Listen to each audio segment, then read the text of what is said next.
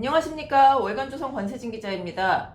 최근 3040 세대들의 공분을 사고 있는 장관이 한 명 있습니다. 국토교통부 김현미 장관입니다. 이분은 지금 문재인 정권 들어서 총 21번의 부동산 대책을 내놨습니다. 문재인 정부 초대 국토교통부 장관이 됐고요. 취임한 지 3년이 지났고 3개월만 더하면 역대 최장수 국토부 장관이 됩니다. 앞서 기록은 이제 이명박 정부 때 정종환 국토부 장관이 3년 3개월을 재직했습니다. 이분이 이제 집값 좀 세게 잡은 걸로 유명한 분이죠.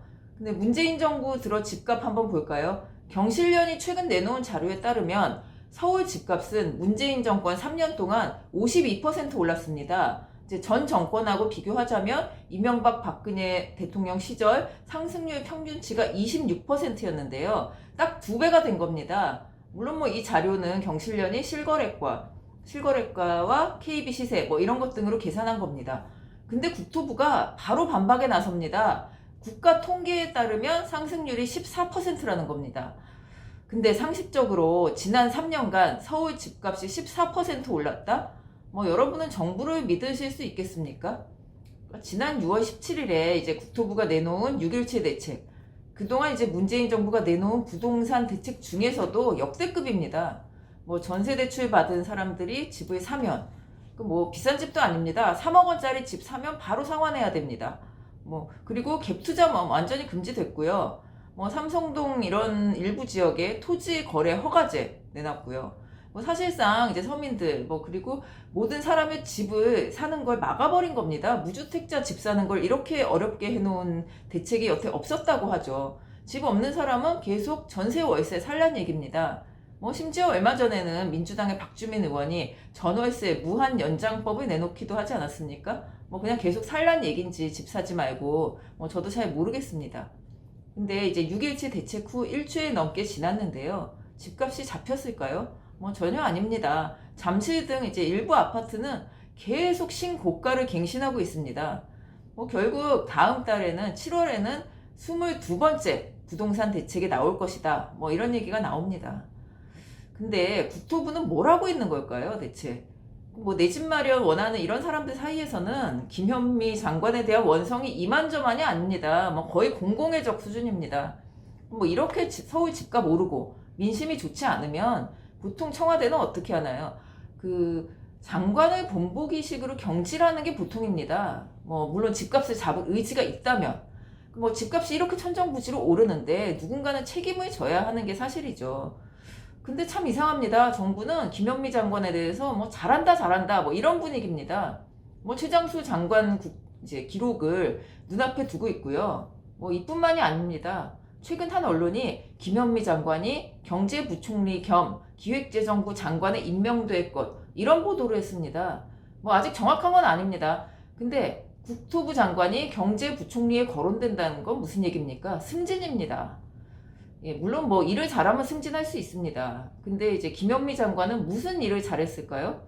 집값을 천정부지로 올린 거 이게 잘한 일일까요? 물론 이제 국토교통부가 아파트만 관리하고 이런 건 아닙니다.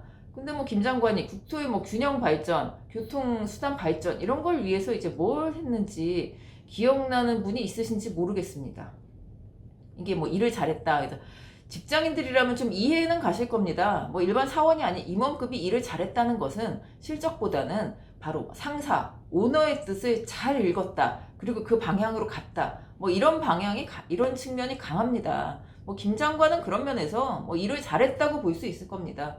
윗사람들의 뜻을 잘 받들었다는 거죠. 이 김현미 장관은 원래 4월 총선에서 4.15 총선에서 본인 지역구인 일산에 굉장히 출마하고 싶어 했습니다. 근데 어쩔 수 없이 주저앉았죠. 불출마 선언하면서 눈물까지 흘렸습니다. 이 모든 행동, 그러니까 김현미 장관의 지금 일련의 모든 행동들은 다 청와대의 뜻이라고 봐도 무방하다는 얘기죠. 그렇다면 문재인 정부의 주택 정책은 무엇일까요? 전국적으로 집값을 안정시켜서 서민들이 생활을 안정하도록 만든다? 만약 그렇다면 노무현 정권에서 그렇게 수많은 규제 일변도의 정책을 계속 내놓고 그런 부동산 대책이 집값을 잡기는커녕 오히려 밀어 올리지 않았습니까? 이런 사실을 지금 정부의 사람들이 모를 리가 없죠. 이명박 정부도 부동산 정책 규제해서 집값을 잡았던 게 아닙니다. 공급이 많아지면 집값이 내려가는 건 굉장히 이제 단순한 심플한 얘기인데요. 뭐 이런 걸 안 하고 있다는 거죠. 뭐 제 입장에서는 대한민국 정부가 지금 정부가 일부러 집값을 올리려고 한다. 뭐 이렇게 믿고 싶지 않습니다. 뭐 그렇게까지 국민보다는 자신들 정권만 생각한다고 그런 정부라고 생각하고 싶지 않아요.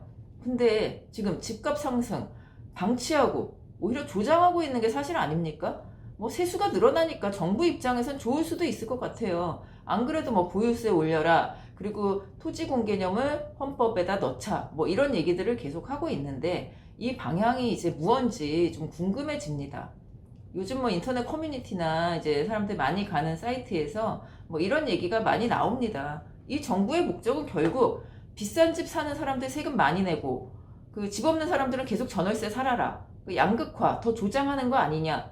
뭐 이런 겁니다. 이게 뭐 정부가 말하는 공정한 사회일까요?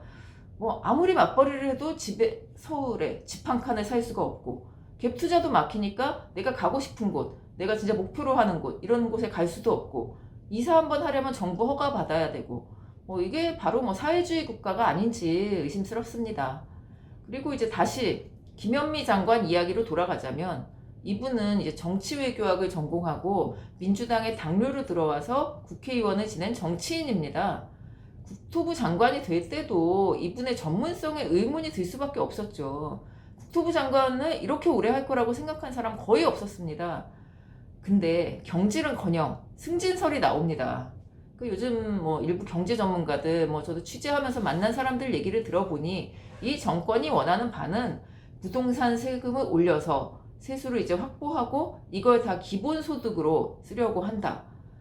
이 기본소득이라는 거 뭐 통합당의 김종인 비대위원장이 얘기하기도 했지만 근본적으로 이제 사회주의적인 발상이죠. 근데 뭐 이렇게 진짜 그게 이 정부의 목적이라고 가정한다면 김현미 장관이 오랫동안 3년 동안 이제 부동산 값을 올려놓고 그렇게 뭐 세금 다 걷고 그리고 기재부 장관으로 옮겨서 또 예산을 담당한다. 이거 되게 딱 맞아 떨어지는 얘기라고 생각이 듭니다, 사실. 근데 뭐 그러면은 문재인 정부의 정책은 결국 있는 사람한테 걷어서 없는 사람 나눠주자. 뭐 이런 얘기인데 야당은 계속 이거에 대해 공격하고 있죠. 다 같이 못 살자는 거, 다 같이 가난해지자는 거 아니냐. 그 뭐 자유민주주의의 경제학자들은 대부분 이거에 좀 동의하실 수가 없을 것 같아요. 그리고 또 뭐 우리들 입장에서 볼 때도 이 부동산 정책의 흐름을 보면 집값은 오르는데 뭐 그렇게 형편이 좋아지는 사람은 별로 없습니다. 집주인은 보유세든 양도세든 뭐 세금 폭탄 맞고 세입자는 집을 살 수가 없어집니다. 도대체 누구를 위한 정책인지 알 수가 없습니다. 오늘 이야기는 여기까지입니다. 감사합니다.